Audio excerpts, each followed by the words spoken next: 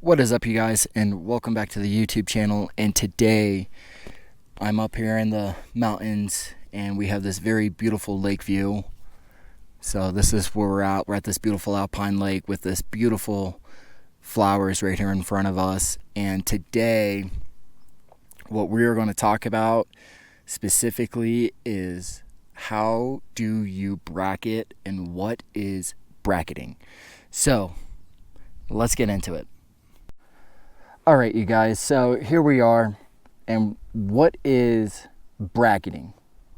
Well, bracketing, essentially in a nutshell, is you're going to take multiple photos at different exposures that you will then blend together to capture the high dynamic range. That's what HDR stands for, and that's what bracketing is. So bracketing, for example, when I'm shooting my photos, I like to shoot in 5 brackets: -2, -1, 0, +1, and +2. Now, why is that important? Well, let's say you're traveling. So let's take this scene, for example, right? So we have this beautiful mountain scenery right here in front of us. We have the water, we have the mountains, we have some snow. Over here to our left, we have some glare. We got a nice reflection right here, and we have clouds up in the sky, and it's nice and bright. And when we're shooting HDR or bracketing, we're capturing all of the light specifically in this scene. Now, why is that important? Well, when you capture all of that light, there's 2 options that you can do. One of the options that I don't do is you can take all your bracketed photos and in Lightroom, Capture One, whatever post-production software you're utilizing, they have a mode where you can highlight all of those and then you can blend to create what is called an HDR, high dynamic range. And essentially what that software is doing is it's taking the highlights, it's pulling some of the midtones, some of the darks, and some of the shadows. It's pulling all of that stuff out to essentially create one cohesive and balanced photo. Now, that's not what I like to do. I still do the exact same process. I'm gonna shoot my 5 exposures, and then once I shoot my 5 exposures, I manually blend them together. And so when I'm in Capture One doing my basic processing, I decide, okay, and generally the 3rd one or 0, that is going to be my base photo. And that's what I'm going to build everything off of, is from the base photo. Now the base photo is generally my 3rd exposure. So if we think, okay, -2, -1, 0. Okay, 0, what is 0 exactly? Well, here, let me show you. So here we have my camera, and it's going to be kind of hard to see. Let's see. Let me create some shade real fast. You can see those little ticks. That big white dot right in the middle, that's my 0. Or, you know, for most of us, that's going to be, you know, the main spot that we're trying to get the picture at. And sometimes you might come under, sometimes you might over, right? And what I mean by under and over is you might underexpose and you might overexpose. And so what we're going to do right now is this flower right here, this big one that's sticking out, we're going to focus on that one first. So when we're focusing on that, right, I want to bring up the brights, and I can see that I'm right in the middle right now. And so I'm going to come down to -2, and I'm looking at my histogram, which is just in the upper left, and I can see that all my highlights are underexposed, and that's what we're wanting. And so there is a little breeze. Right now I'm shooting at 50 ISO, and so because there's a little breeze and we have the flowers and stuff moving, I'm going to crank my ISO up just a little. So let's go up to 250, And right now I'm back in the middle because I'm overexposed. And we're going to bring that back down to -2. Now my shutter speed is 1/1000th of a second. Now, why is that important? Well, if my shutter speed's 1/1000, that means it's going to take rapid photos fast. And so because these flowers are moving, I want to capture them frozen. And so we're going to essentially do our bracketed for the flowers, and then we're going to zoom into the snow in the background and the mountain and do a second series. And what will happen is we'll do one for the foreground, one for the background, and then eventually at the end we will then blend it all together. So our flowers are focused and our background is focused. And this is all of my photos. All of my photos are composite because I'm blending multiple photos of the exact same location together to create one cohesive photo that is well balanced, and that's trying to create and invoke emotion in a way that hopefully this is going to motivate you guys to get out, see the world, and do more. And so I'm going to go ahead and I'm going to take my bracketed shots real fast. So we're at -2 and it's going to 2-second timer.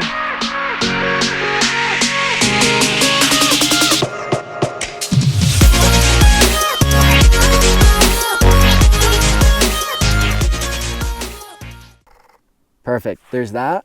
And now we're going to zoom in on the background and we're gonna do the exact same thing. So, but this time I'm gonna go back down to 50 and bring it up to 2.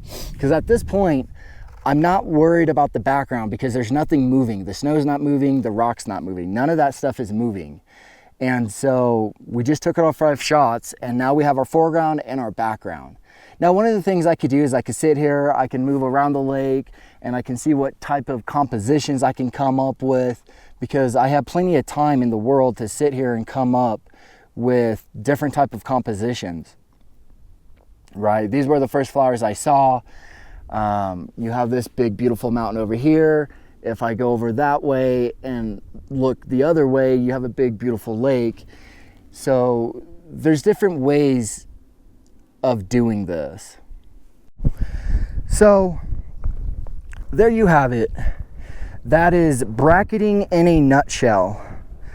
When I get back to the office, I'll break it down in the post-production within Capture One, and I'll show you both ways on how to do it with an HDR software and how I go into Photoshop to create layers to essentially blend my highlights, my mids, and my shadows. And so I personally prefer the Photoshop way, and I'm not going to get into too much detail. We'll talk more about it on the back end between destructive versus non-destructive when it comes to editing our photos. I try and stick with a non-destructive process, and that's why I use Photoshop very heavily. I do not do any permanent adjustments to my RAWs. Will not, and there's, okay, why would I not want to do that? Well, if I permanently adjust my RAWs, you can then no longer undo it. And like, people will make copies of it and stuff like that. I'm not about that. Keep it simplistic and create a system. And that's what I'm doing. I've created it in a way that works for me. It's very simplistic and it works. So I'm gonna get a few shots and I'll see you here after a bit. What is up, you guys? We're back here at the office, and so here in front of us we are looking at the photos that we took when we were up at this lake, this beautiful alpine lake. And so these first 5 photos are the photos we took when we were bracketing. The second 5 photos are the background of when we were bracketing. And so what we're going to talk about and go over were the 2 methods of blending them together. But what I want to talk about real fast is destructive versus non-destructive, specifically in photography. So in photography, a destructive editing process is going to permanently change your image and your image is pixels. So if I come in here and let's go to RGB and I apply, a curve, to this photo, right? Yes, I can adjust that, but once I go into Photoshop, I cannot adjust that. So I'm going to go ahead and reset that. But you're essentially adjusting the pixels and making it a hard uh, to revert or make any of the adjustments that you want to make later, while a non-destructive editing process is we're trying to preserve the original image and the data, allowing us to make refined edits anytime using layers and other non-permanent methods to the photos.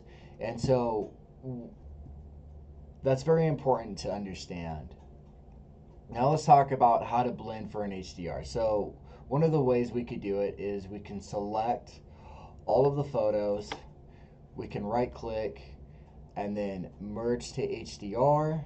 I always select auto align, depends on the photo and movement. I don't hit auto adjust, just do auto align.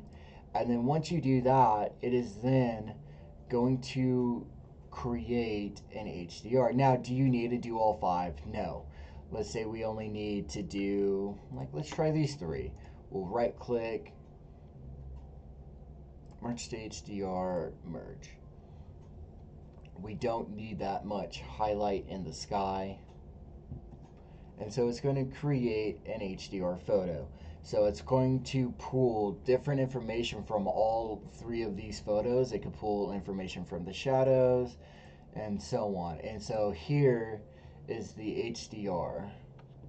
This is the after, right? And so we can tell, looking at the flower, it did a decent job at blending it in.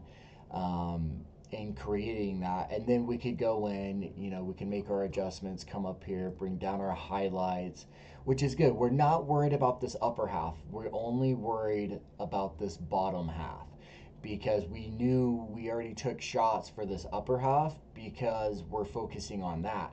And so down here, yeah, we're highlight clipping, but we could even bring down the whites a little bit, open up the shadows.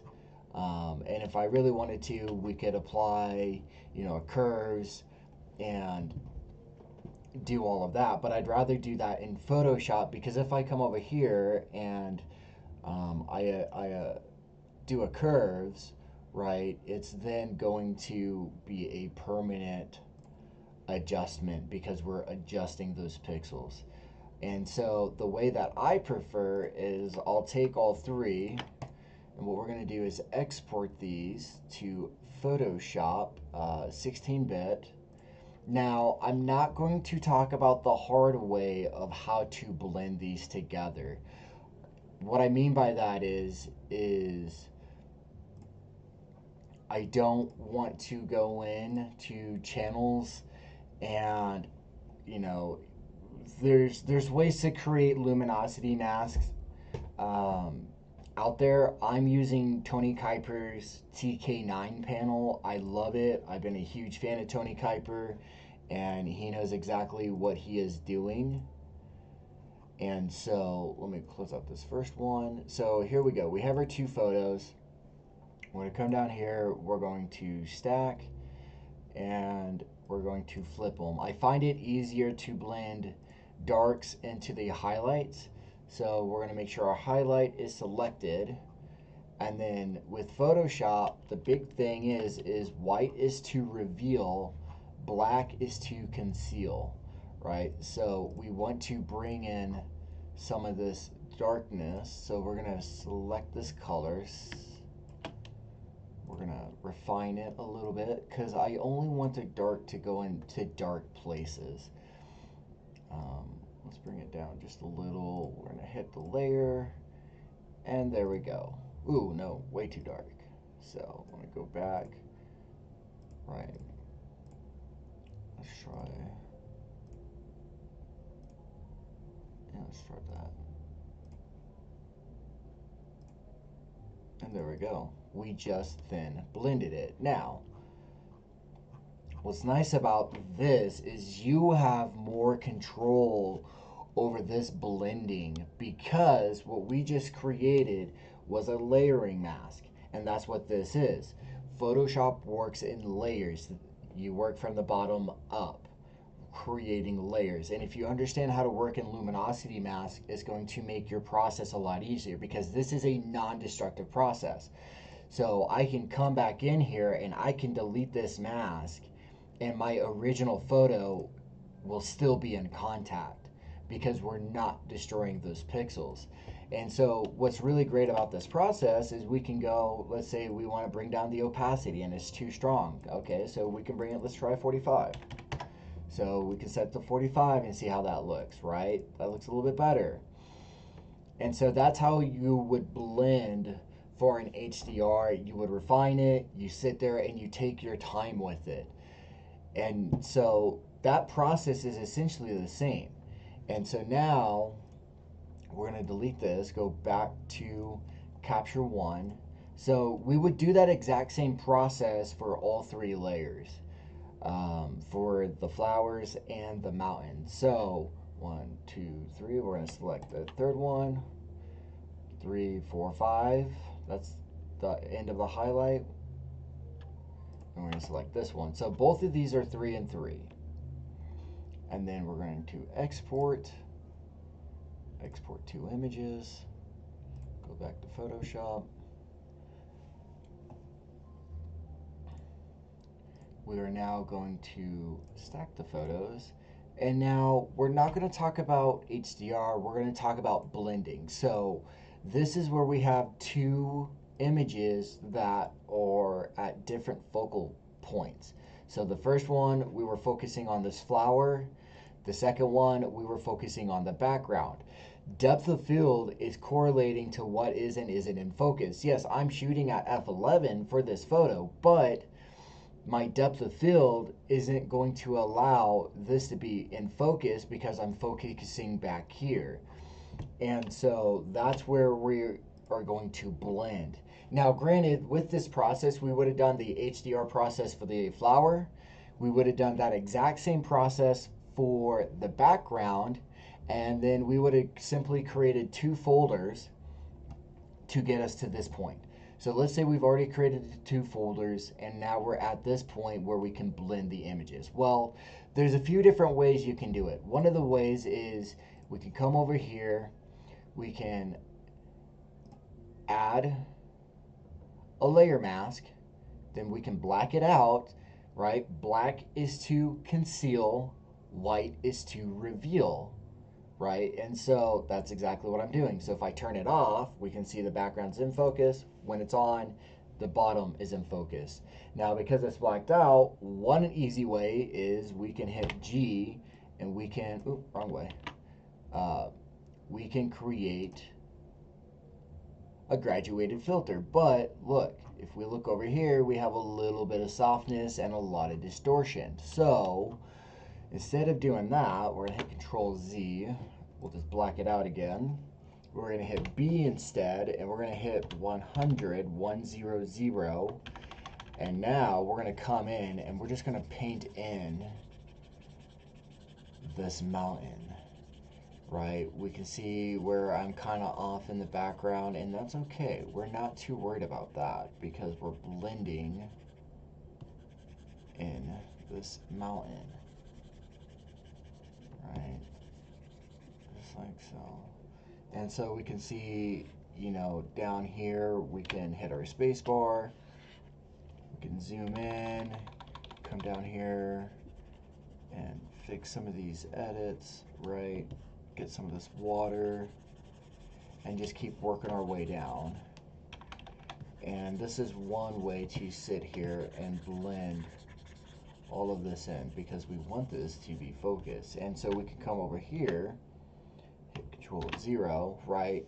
This is the layer mask. White is to reveal, black is to conceal. So I missed a whole spot right here. So we can come in and we can fix those little spots that I missed.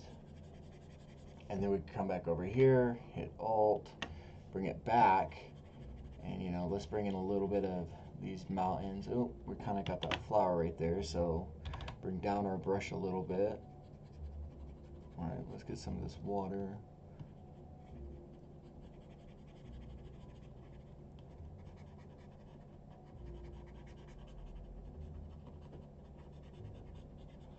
Maybe we can, yeah, I like those brushes dark. And it's okay if they move a little. You know, this is where you decide what you want. And I kind of like the whole water dark. Oh.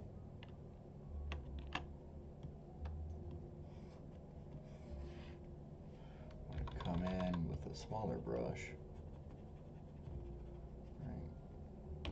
Now we got to, let's get rid of this right here, right? Because we want to conceal it.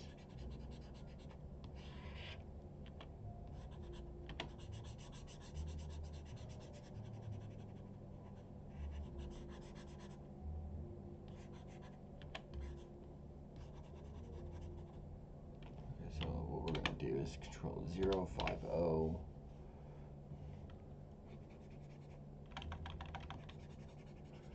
Just line up this area right here then. And this up just a little. There we go. A little better. That's better. But you get what I'm getting at. And that's how you can blend HDR and your focal points, right? We could come in here and honestly what I would actually do is I would actually zoom all the way in, and then I would hit the magnetic lasso, and then I would just slowly work my way around this entire flower, tracing it as best as I can, right? And then I would go in and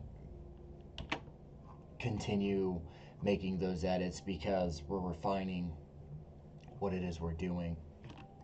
And that is a non-destructive way of editing your photos. And then, you know, we could come in here and let's say I want to balance out some of these colors. I want the, you know, the green to really pop. So let's, you know, let's go -2 for the magentas.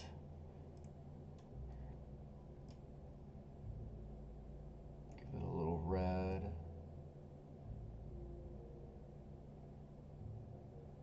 A little bit of warmth. And then, you know, now we can do a selective color, right? So let's look at the reds. Reds, we could, you know, we can see that we're changing it, right? I like it. The yellows are going to be really dramatic because of how dark and everything is, so